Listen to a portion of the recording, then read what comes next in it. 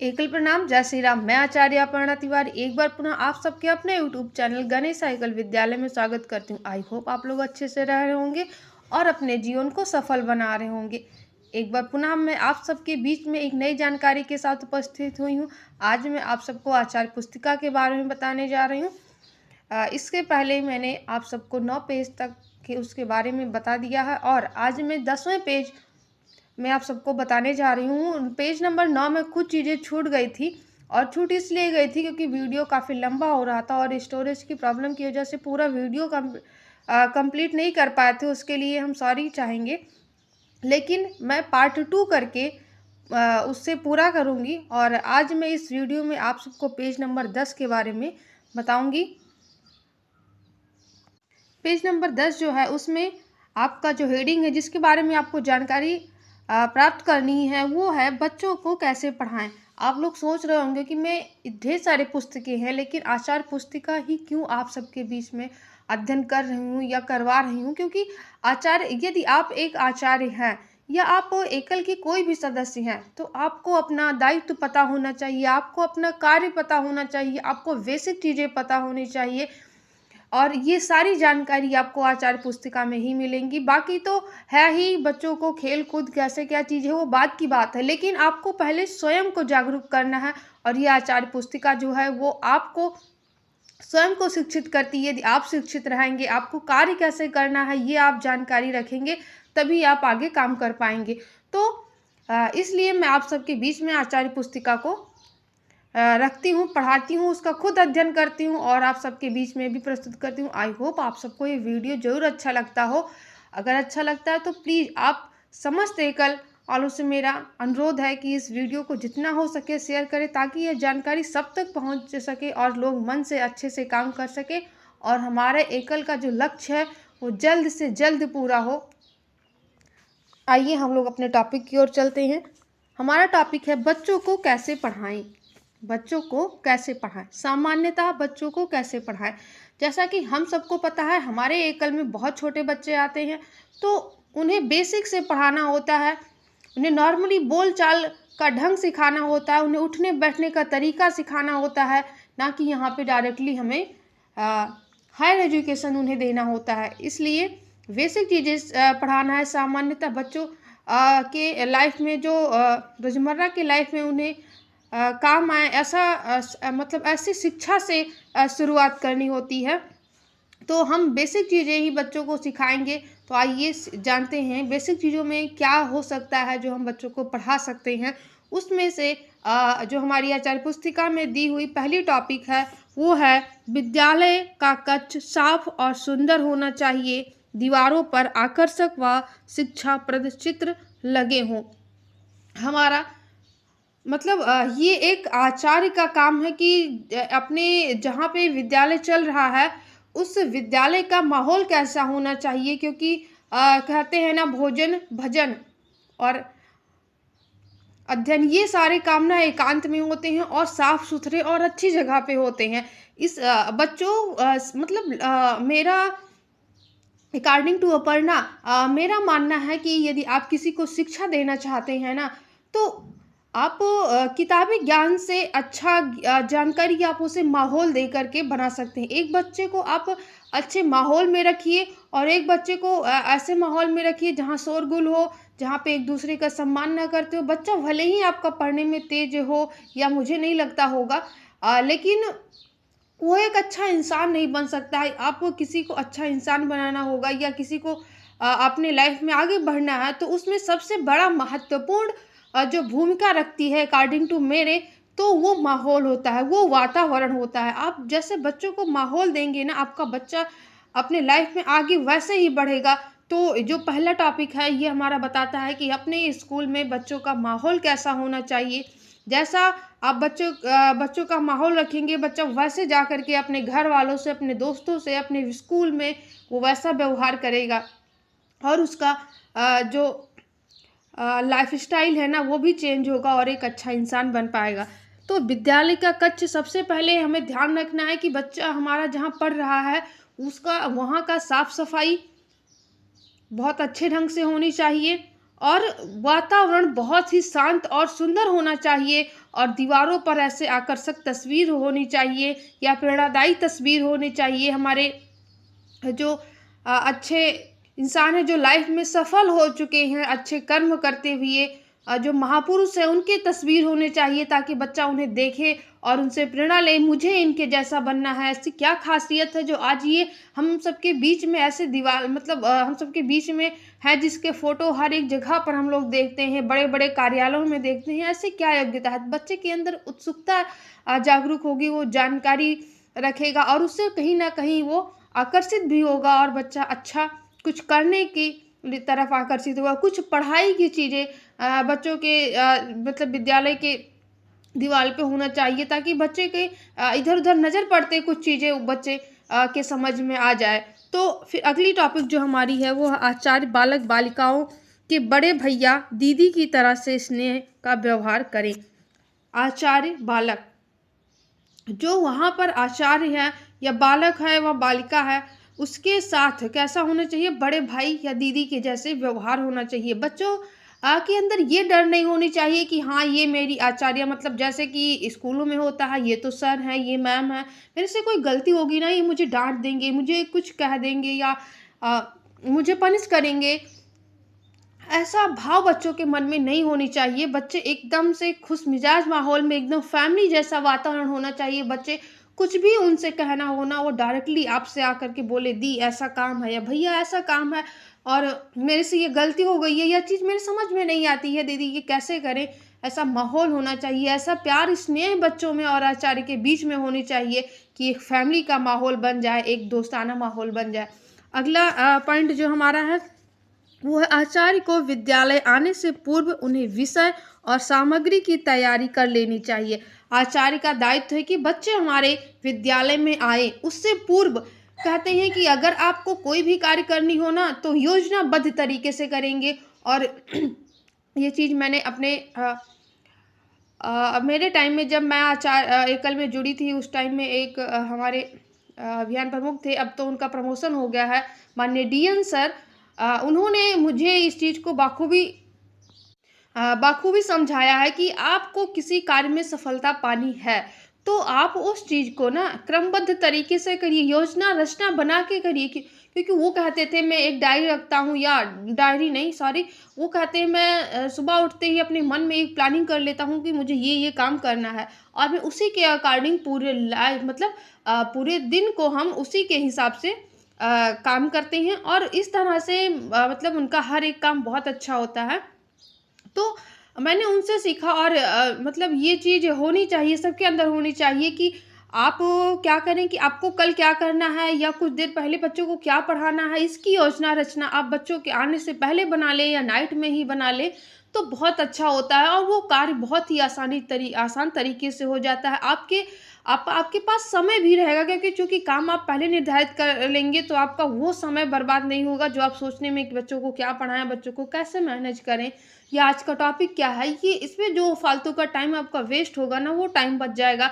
इसलिए आपको क्या करना है कि सबसे पहले तो आपको योजना रचना बना लेनी चाहिए। इसके बाद में हमारी अगली पॉइंट है भाषा गणित और सामान्य ज्ञान विज्ञान पढ़ाते समय 3 गठों में विभाजित करते हैं।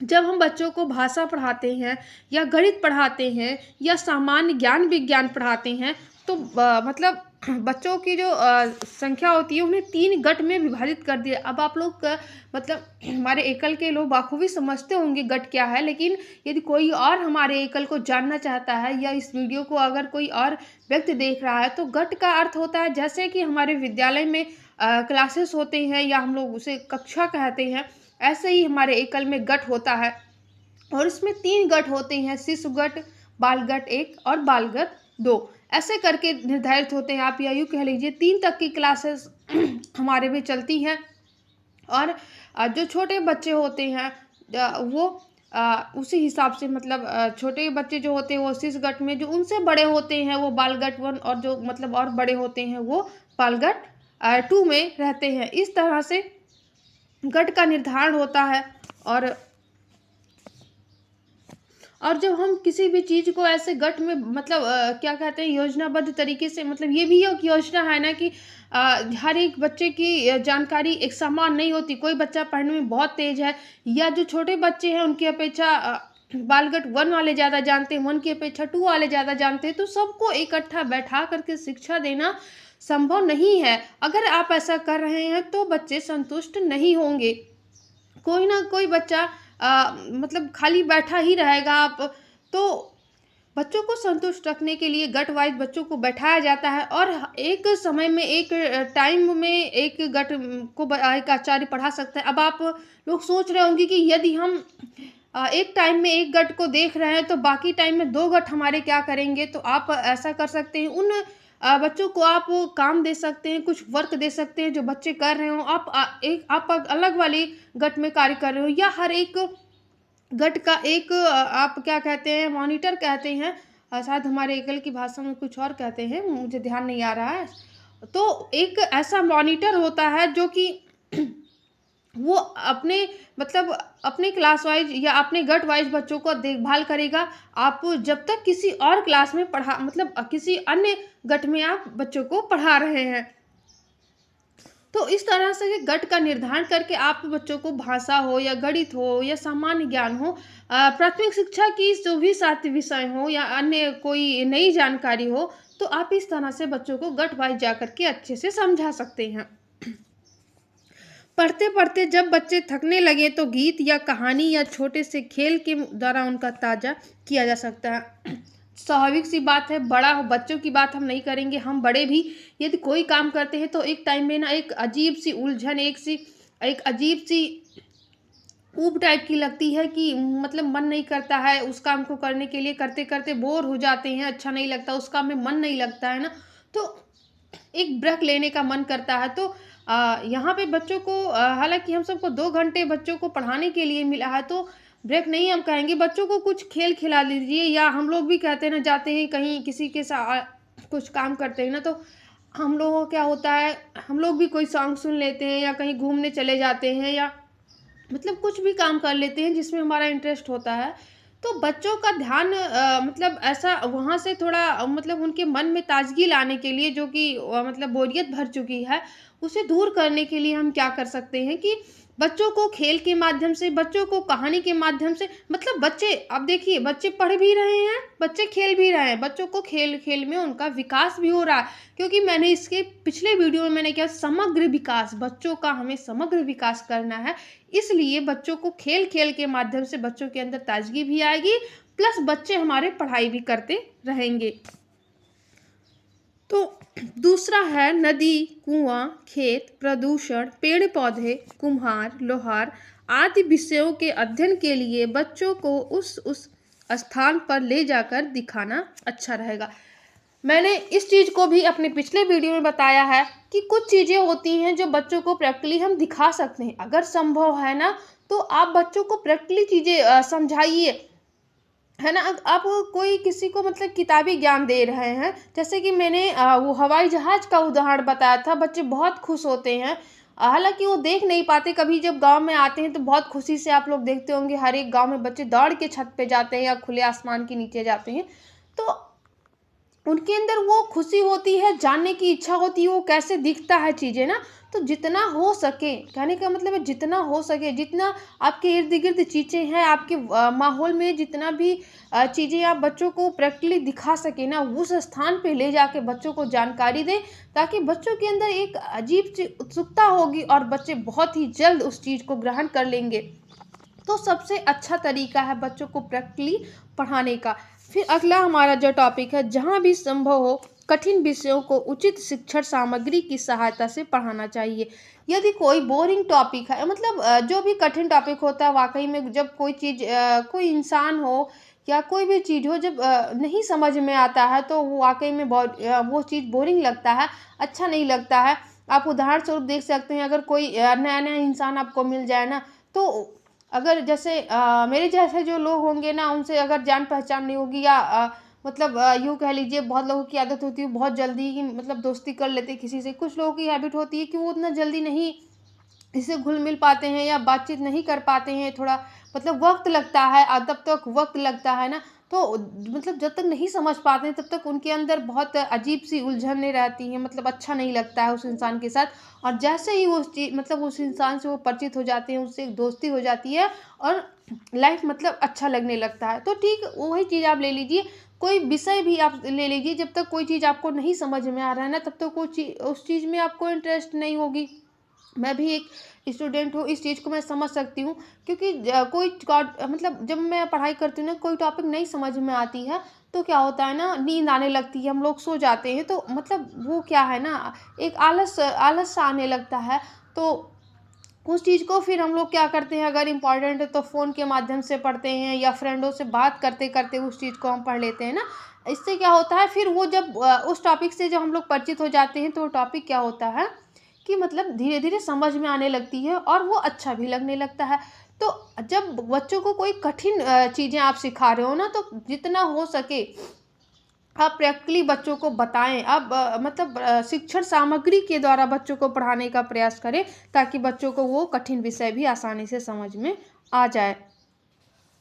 संख्याओं को जैसे उदाहरण के लिए इसमें दिया हुआ कि संख्याओं को समझाने के लिए बीज या ताली का उपयोग करना चाहिए। यदि आप किसी भी संख्या के बारे में बच्चों को समझा रहे हैं, तो आप बच्चों को गिनती सिखा रहे हैं, तो आप क्या कर सकते हैं, उसमें किसी भी बीज का इस्तेमाल कर सकते हैं, या माचिस की तीलियों का इस्तेमाल कर सकते हैं, या फिर कहते हैं ना, गाँव में हम लोग के टाइम में ना वो गोली, मिट्टी की गोली बनाते थे हमारे गार्जियन, या हम लोग खुद बनाते थे, जिसके माध्यम से हम लोग सवाल को लगाते थे। तो इस प्रकार से आप चीज़ों को ले सकते हैं। त्रिभुज, चतुर्भुज, घन आदि पढ़ाने के लिए उस आकार की वस्तु दिखानी चाहिए। यदि आप चतुर्भुज के बारे में बच्चों को बता रहे हो, तो आप उस हिसाब से चीज़ों को ले सकते हो, है ना? यदि आप त्रिभुज के बारे में बता रहे हो, ट्रायंगल के बारे में, तो आप उस हिसाब से कोई चीज़ ले सकते हो, ताकि बच्चों को अच्छे से समझ में आ जाए।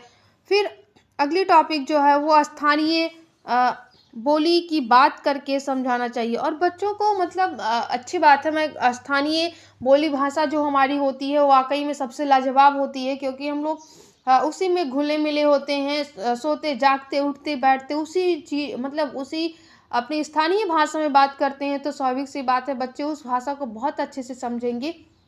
आप बच्चों को उस भाषा में समझाइए, लेकिन बच्चों को मतलब थोड़ा अच्छे से बोलने का ढंग, क्या कहते हैं आप, शुद्ध हिंदी ले लीजिए, जिसे हम लोग खड़ी बोली कहते हैं ना, वो भी बच्चों को आना चाहिए, क्योंकि यही बच्चे आगे चल कर के कुछ भविष्य में अच्छा करेंगे। तो यहीं से बच्चों का अगर विकास होगा ना, तो बहुत अच्छी चीज़ होगी, क्योंकि हम सबके टाइम में ना जब बहुत प्रॉब्लम होती थी, जल्दी हम लोग ऐसे बात नहीं कर पाते थे, तो बच्चों के हैबिट में डालनी चाहिए, लेकिन जब कोई चीज़ बच्चों को नहीं समझ में आ रही है ना, तो